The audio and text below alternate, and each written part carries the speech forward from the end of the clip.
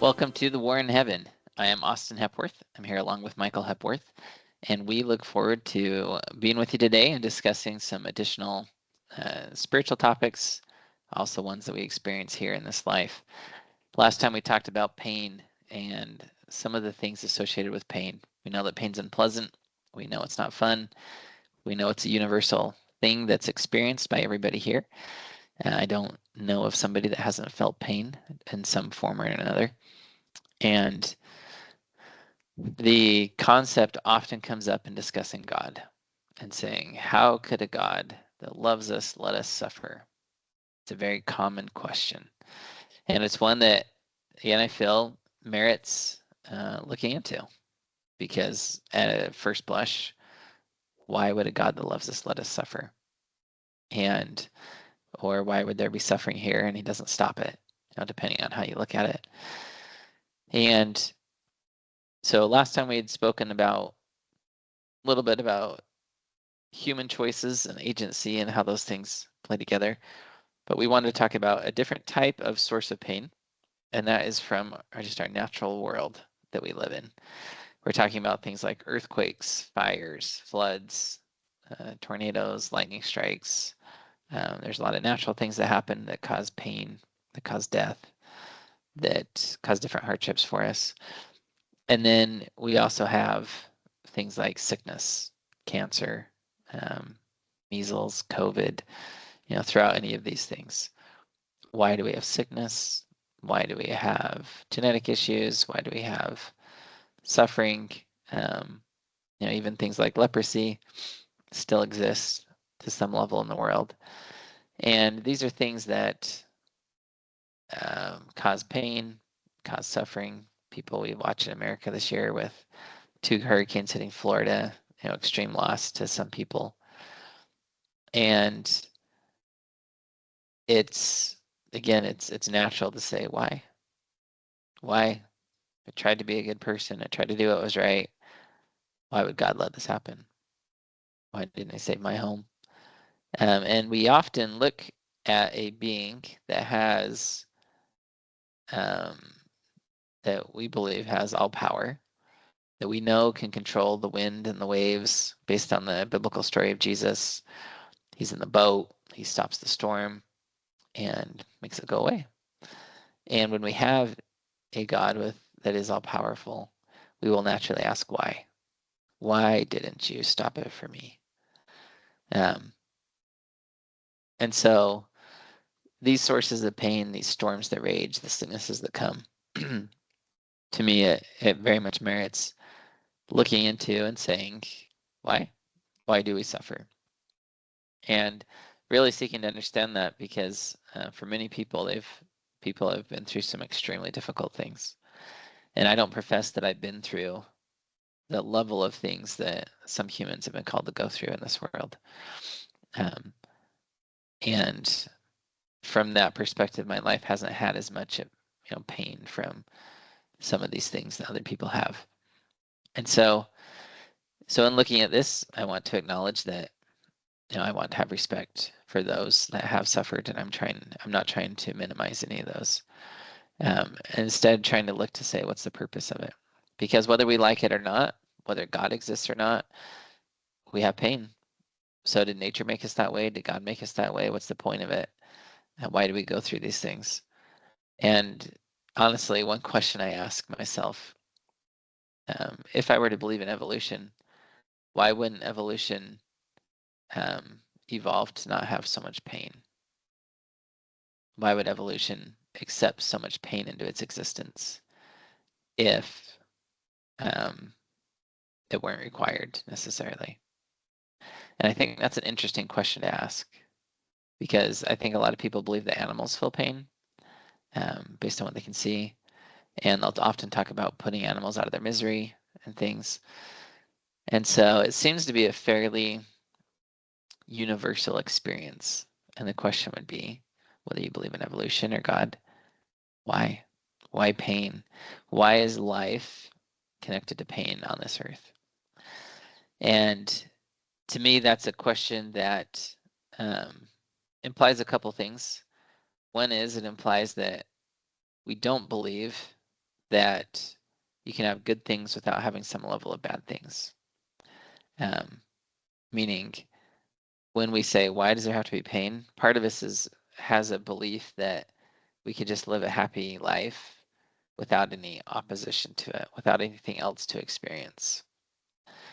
And this, again, and getting back to the big picture, the war in heaven type thing, when Satan and all of us were in the council in heaven, when we're there talking with God, and God is telling us about the plan he has for us, the progression involved pain, it involved loss, it involved risk. And Satan was very uncomfortable with that. He wanted to make a world where we didn't experience pain. And so from a very fundamental level, again, even going back to the evolutionary side, why did we evolve to feel pain? Couldn't we just feel that something's hot and know that it's hot? Couldn't we have a sensation that our bone was broken without it racking our bodies with pain? I think technically the answer would be yes. Our evolution could have made our brains respond differently to things.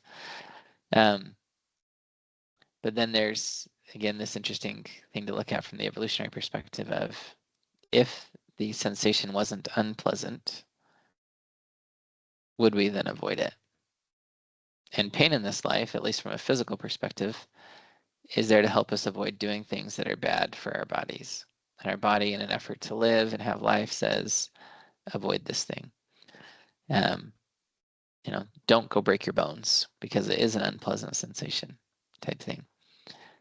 And generally, pain can signal to us that something's wrong and we should do something different. And so just from a natural standpoint of asking, what types of decisions do we make in a world where there is no pain? We wouldn't have an incentive to not make decisions that were bad for us necessarily, unless there was some feeling with that. And from a broad, big picture perspective, Satan's plan was to remove pain and suffering and loss, but the only way to do that was to remove agency. And again, I'll probably say this a couple of times today, but I do believe that just the sheer fact we all exist with pain inside us, whether you believe in evolution or in God or something else, is evidence that life and agency are tied to pain in some way or another, that those things go together to an extent, and that we can't have one without the other. And if you look at the law of opposition, again, the law of, well, I have a hand. And so if I have a hand and it has bounds to it, then the other things are not my hand. All the space out here, me, the flag behind me, different things, they're not my hand. And if we want to experience the opposite of pain, we want to experience fulfillment, satisfaction, happiness, these different things, then there truly has to be something that's the opposite of it. And to me, when we say, why does God allow pain? I think that question can only be answered through, why would God want us to be happy? Because we can only have a state of happiness, and there can only be happiness in existence if there's something opposite it in existence. And so we have to be able to experience both to experience one or the other. And so when we talk about pain, I think we should also ask, why is happiness valuable enough to experience pain? To me, that's how we start to understand this question. But Michael, I'd be curious to know some of your kind of preliminary thoughts on a little bit of the bigger picture. I know we're trying to focus more on nature side of things, not so much the choice side of things. I talked about agency some, but I think from the big picture perspective and setting up this earth, it helps us to see a little bit about what can happen when natural disasters and sicknesses and things can occur. But curious to know some of your preliminary thoughts. Yeah, I've discussed this a bit with a few individuals, and they said, okay, I'll give you physical pain such as you described initially, where we talk about burns, bones breaking. They're like, okay, that seems to be a reasonable protection if your desire is to live. It helps you understand what choices you can make, what choices you shouldn't make. We can also get into the discussion about why is living important? Why would that be a goal unless there's something to live for, as we discuss with the meaning we have in our lives based on our belief in God? But if it's just evolution, what is the purpose of living? And so it seems that to the point of pain, it kind of gives purpose too. There's a reason you're living, and here's all the ways to help you live.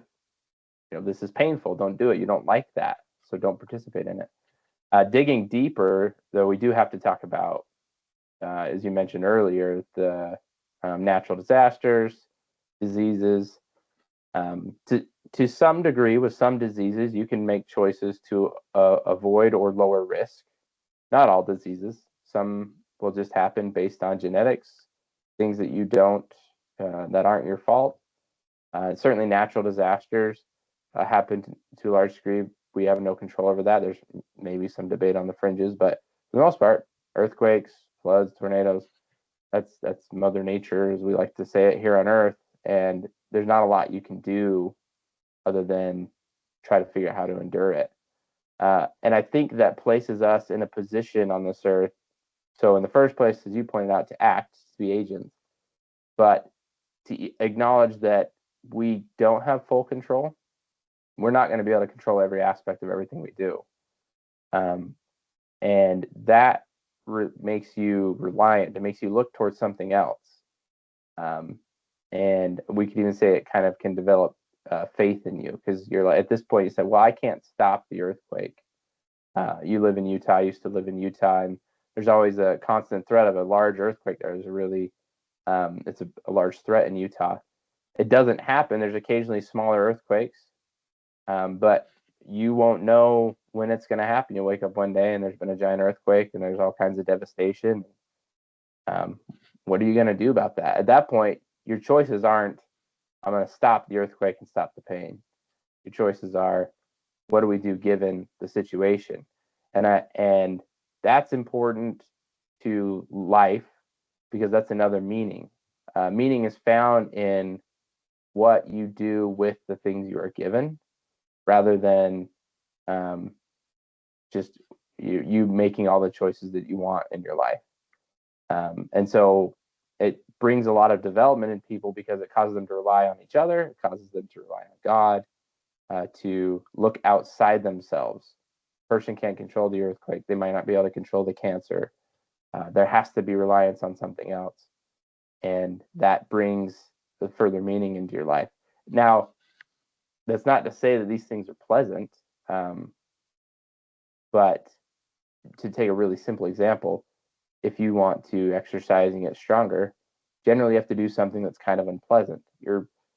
If you're going to just choose, if you could choose your life decisions and choose your outcomes, you would choose to never have to exert yourself and be really physically fit, because that's the easiest way to do it. But that's not how life is built. Life is, I have to physically exert. I have to do something to my body, inflict some sort of pain. I have to breathe hard. I have to tear my muscles in order to build them up. And that's how you grow and become something better. And when those things happen externally to you, it causes you to rely on others around you or God.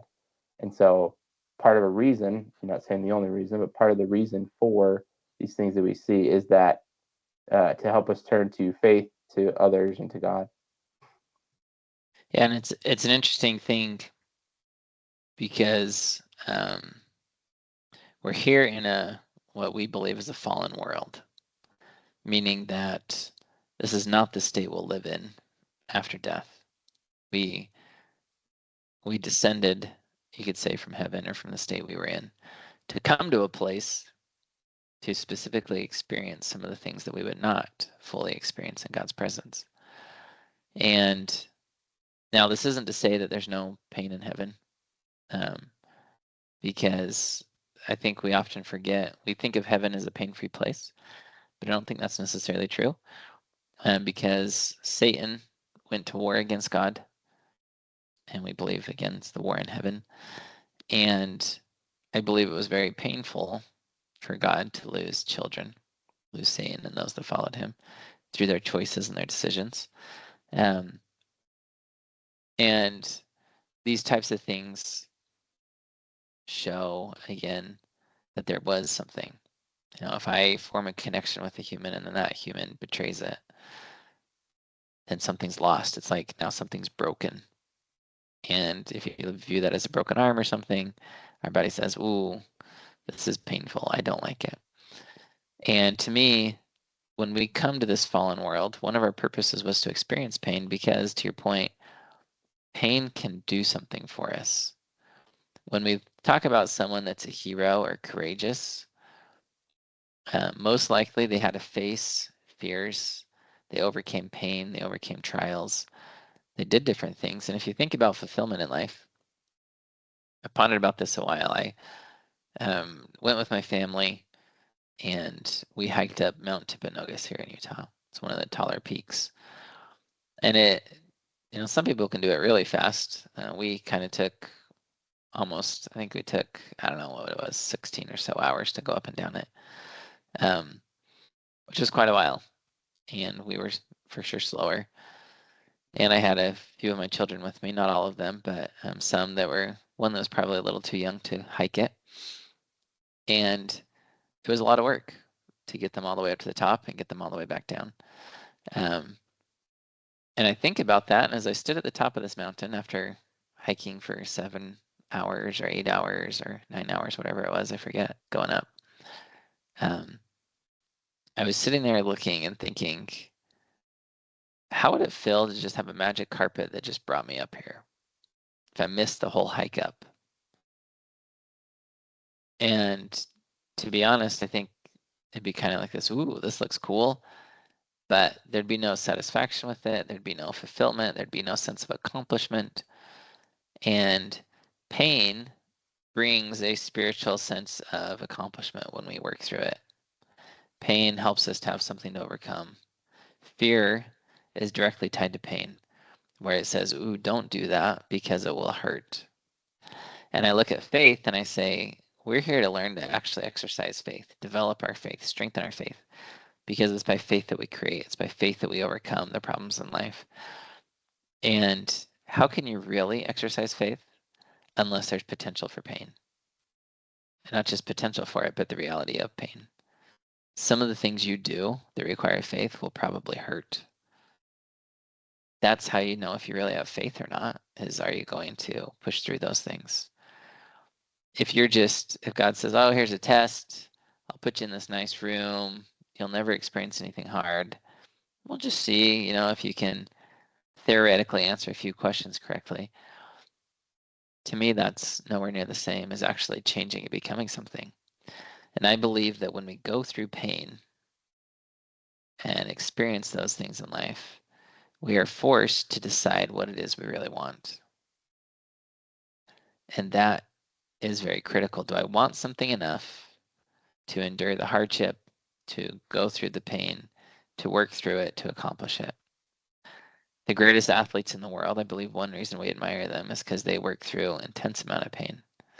They have to really, really want something, and they put in hours and hours. They forego rest, they forego relaxation, they forego all the entertainment that other people may have in their life because they want something. And to truly know what you want, there probably has to be pain associated with that.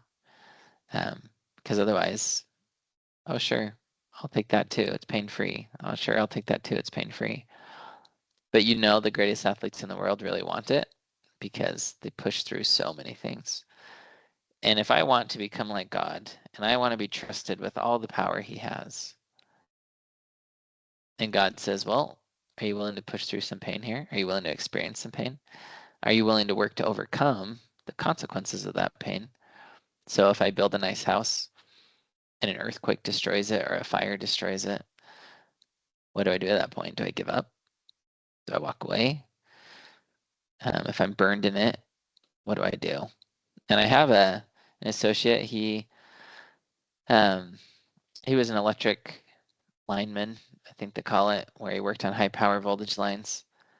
And there was a point at which he got electrocuted on these lines. One of the lines arced, and he lost both his hands almost up to his elbows. They were both amputated as a result. And it is incredibly inspiring to see how he's chosen to approach his life and work to still push through and overcome the pain, the challenges, the trials associated with the loss he experienced. And I look at that and I go, the reason it's so inspiring to us is because something spiritual is happening. He's making a decision that he wants something more than just sitting there and complaining or being upset. He's pushing through pain, he's pushing through hardships. And I think as humans, we get inspired by it because we recognize that something spiritual is taking place. And that's the purpose of coming to this fallen world. And another thing I'll say quickly about the fact that we experience pain through the earth itself, just through nature, through things that take place, a dog bite, a sickness, whatever it is. To me, that's actually evidence that we can all choose to live good lives and that God doesn't need a bad person in order for us to still experience the things we need to experience in life. The results of this fallen world are such that we will experience pain, we'll have loss, we'll have hardship, whether we live with really good people or not. And that is part of our journey here on this earth, is to experience those things. And so we should all be good people. But even in that, we're not, to your point, Michael, we're not fully in control. We're not going to be able to control all the seas and the lightning and the different things to do whatever we want it to do. And this pushes us to a place of faith and of spiritual development and of progress, and one where we can experience the opposite of pain. Because again, if pain exists, it means there's something else that's the opposite of that. Everything that exists has an opposite. And so we can look at some of these things we don't like and realize, well, what I want to cancel out, its opposite. What I really want to get rid of the opposite of pain if I were to live in a world of no pain, because the two always go hand in hand.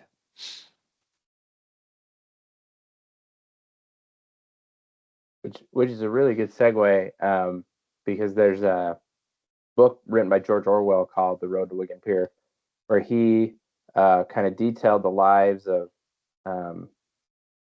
working class in Britain and their struggles and a lot of the hardships they went through. And he talked a little bit about mechanical progress. And this isn't a diatribe against technology and progression. It's a discussion about the principles involved as we perhaps progress technologically. He said, in a world from which physical danger has been banished, and obviously mechanical progress tends to eliminate danger, would physical courage be likely to survive? Could it survive? But to your point, we want to get rid of the pain. What are we removing on the other side? If we say no more physical danger, we've solved it. Technologically, we've solved physical danger. Would courage continue to be an attribute that we'd find in people?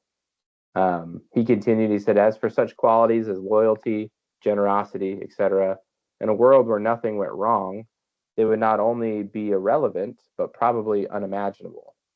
The truth is that many of the qualities we admire in human beings can only function in opposition to some kind of disaster, pain, or difficulty. But the tendency of mechanical progress is to eliminate disaster, pain, and difficulty, which is a really interesting way to look at it. We spend a lot of our lives trying to remove pain, to live in such a way as to have no pain, to protect ourselves, to have insurance for things going wrong, to prevent disasters. What are we losing on the opposite end? Are we losing a lot of loyalty, generosity, courage? Are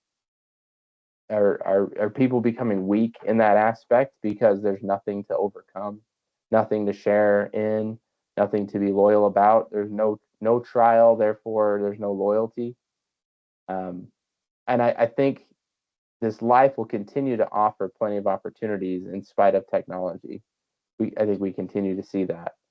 But as you think about the choices you make in your life, so we like to steer clear of pain and understandably so. Who wants to willingly go through pain? But the reward on the other side is that opposition to that pain. You become more courageous, you become loyal, you become generous. That's something you can see in somebody. There's no trust in somebody that you haven't gone through something with. If you two haven't shared in a problem, then there's no loyalty to be found and there's no trust to be found. If you don't encounter somebody that's had struggles, how could you ever be generous with what you have? If you're just looking to other people, we talk sometimes about political solutions to problems.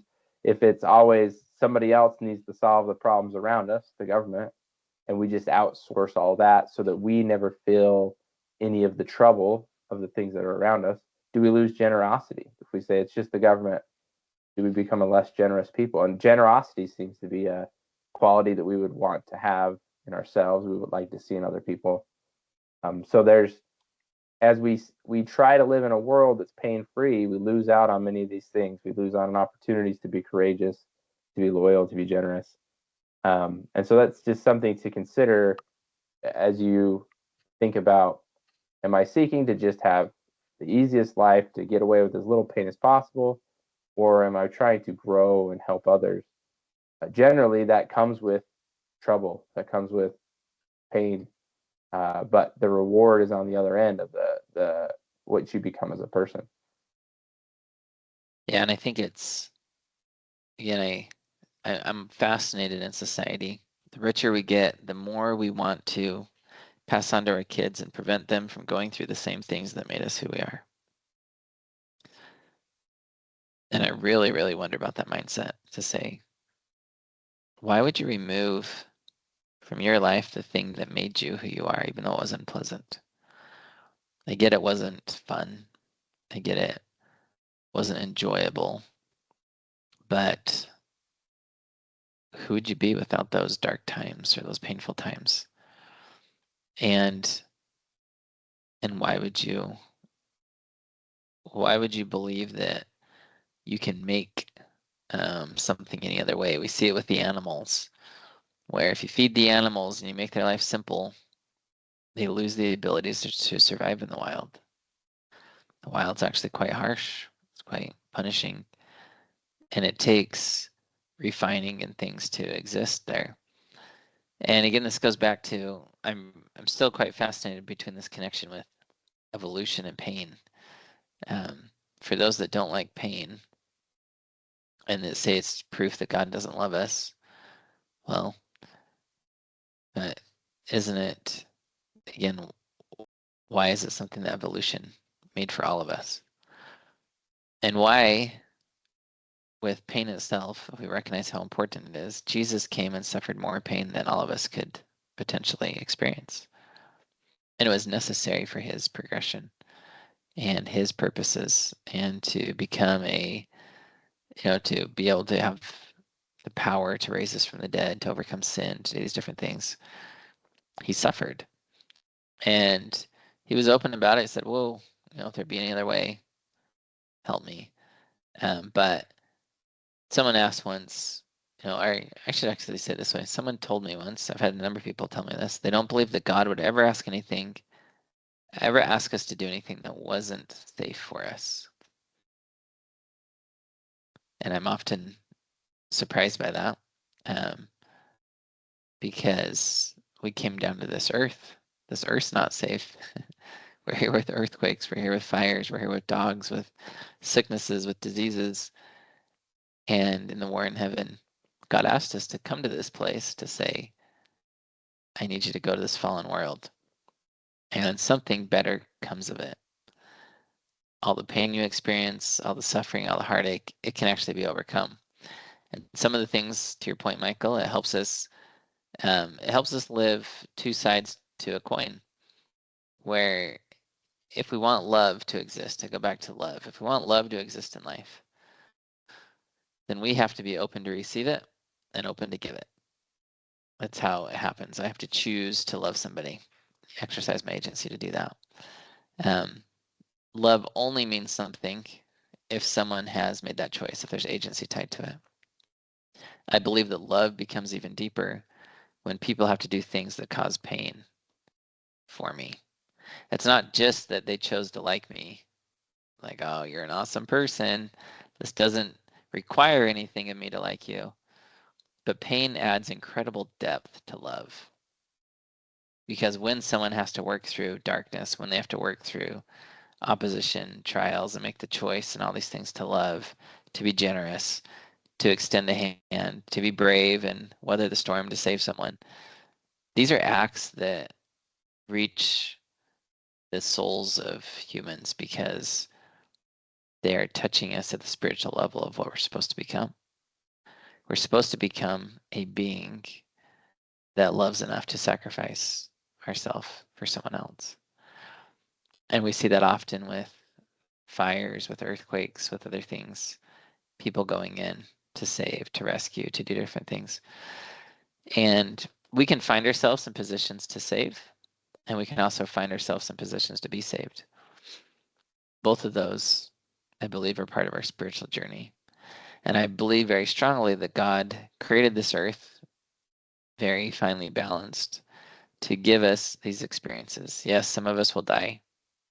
That will happen with the things that nature brings, but all of us will die. Some live till 40, some live till 60, some live till 80. In God's eyes, I don't think there's a huge difference between 40 or 80 with how long eternity is. It'd be like, if we went to, when I was a kid, I'd go play laser tag, and we had a fun place to do it, and they'd give us a game that was 20 minutes long. And every once in a while, we'd get 25 minutes. Sometimes they'd pack them in and be 15 minutes. But at the end of the day, we had the experience. And when we get to eternity and look back at this life, it'll all have gone so quickly. It'll all be such a small drop in the bucket that whether it's 15, 20, 25, 50, we get to experience the things that we need to. And there's time for that. And God, in his infinite wisdom, allows things to happen because this life is not the be all end all. And that's one of the most important things, I think, with pain is that we're here experiencing pain, talking about pain. It's from a telestial type perspective, a fallen perspective. But we have to recognize it fits into the bigger picture and that the conditions of this earth are temporary. They're here for a purpose for the time being. But we start to look at them as if it's everything. But it's not. Life continues after this life. There are other worlds to be a part of. We have the spirit world. We have heaven. We have different things that will come still in our existence. And I believe it's impossible to consider pain or the question of pain without really stepping back and taking a big picture look at all of this to say we're here for a minute in our blip in eternity. And we're here to experience some things. But ultimately, the promise is that we can overcome. And that overcoming brings progression, it brings satisfaction, it brings happiness because we're working, we're changing, and we're ultimately choosing. We don't work through pain without choosing to do so. And when we make choices to overcome, no matter what the source of the pain comes from, then we are growing spiritually and growing more to be like God. Michael, do you have any other thoughts or comments for us? Yeah, I'm just echoing that same thought of the kind of the opportunities that come. Jordan Peterson once said that he said the fact that things aren't exactly the way that they should be at least gives you something to do and maybe something great to do. And he continues with the fact that you are fragile is actually a precondition for your heroism. Because if you weren't fragile, then there would be nothing heroic about doing something difficult. If you couldn't be hurt or damaged or defeated or end up in a failure, then where's the moral courage in the endeavor? And I want to connect that with what you said about Christ. Probably the most important aspect of pain is to remember that, and our belief that God allows us to experience pain, we believe that Christ himself came down to earth and experienced all the pain. He didn't keep himself above it. He descended below it all. And so we weren't asked to come here and endure pain by ourselves. He came and participated in that action with us. John Lennox talks about this quite often, that one of the key aspects of pain to remember is that Christ suffered more than anyone else, the most perfect person. And that's why we consider him to be divine. So to take the idea of heroism being something where you overcome something difficult, if you've overcome all the difficult things, then that would be the most heroic. And that's the reason we look at Christ as divine, is through his suffering. And so to understand pain, I think it helps to understand this life isn't the only thing, as you mentioned. There's a time before, there's a time after, there's more to it. And we are not alone in the suffering. Christ himself came down and participated in it. And that gives us, as I kind of discussed with pain, that gives us somebody to rely on. If that's what made him divine, if we could participate in some suffering even a little bit, that shows our potential to become better. Yeah. And I love to try and remember that we're not alone. And even it's just so inspiring to see when a natural disaster occurs, the response to it and the people that work so hard to support. And I think, where would our world be without some hurricanes or earthquakes every now and then? That they really do help unite us, because it's so easy for us to forget. We just get lost in our things. And I think in a world without pain, how would you even feel connection or friendship? Because those deep relationships are forged when we're in the throes of pains or a loss or an experience like that. That's where we get to experience and see the best of humanity. And again, if there was no need, if no one ever needed me, why would I go and visit? Why would I forge a relationship? And so, yes, I 100% agree that pain brings with it opportunity. And these opportunities, we can choose to be upset about the pain, we can choose to be upset at God, or we can choose to be humble, submissive, and recognize pain is part of this life. Whether I like it or not, it's here. Whether it's from God or nature, it's here. Am I going to use it as an opportunity to connect the world and bring us together and improve the state of things here through our agency and voluntary actions? Or am I going to sit and gripe and be angry and walk away from the most powerful being in the universe because he won't step in for a minute? And just in closing, I remember, but again, I guess when I say he won't step in for a minute, but he's there with us. He suffered it with us. He didn't ask me to suffer anything that he didn't also suffer. And I remember being in law school. I went to a law school founded by a very rich individual. And this individual came to visit the law school at one point. And there were some students griping to him about the cost of housing in the area. They said, why don't you just use some of your money and build some housing so that we can all just live there? And he kind of looked at him and he said, my wife and I went through college living in a trailer. That's all we had to get through. And they go, yeah, but you have money now. You can fix this situation. And we don't have to do the same thing. And he said, but living in a trailer was what made me successful. And then that kind of ended the conversation, and the people didn't seem to understand. And they were just still upset that he didn't give them everything. And what he knew, though, was that those situations where you have to work through things, you're poor for a time, you're scrapping things together, you're making it through, that builds something inside. And he knew enough to say, I'm not going to remove that building from you. And I think that's of great value. And God loves us enough to not only say, I'm not going to remove that potential for growth from you, but I'm going to be there with you through it all. So when you feel upset or angry or questioning why pain, instead of saying why, maybe look to the opportunities that can come. but also reach out to God. He's there with you in your pain. You're not doing it alone. And that shows intense love because God came and suffered. He didn't have to suffer. He chose to suffer to connect with you, to be there with you, to say, I understand it's hard, but I'm here because I chose to be. And so I firmly believe God loves us.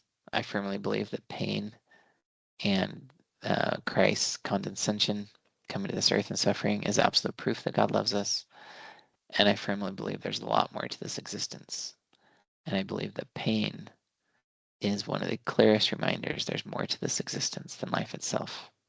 Because if life just ended and there was nothing after, there'd be no purpose for pain. Everything here would be gone. It wouldn't matter. But pain shows there's something so critical and so important. And the deeper the pain and the deeper the heartache we can feel here, the more proof it is that something incredible is happening here on this earth. Because the opposite can also be true. And we came here to become like God. And so we will experience depths of sorrow, depths of suffering. We will experience pain from many sources, whether from nature, whether from people. But that serves as a reminder of what is yet to come and the good that can be.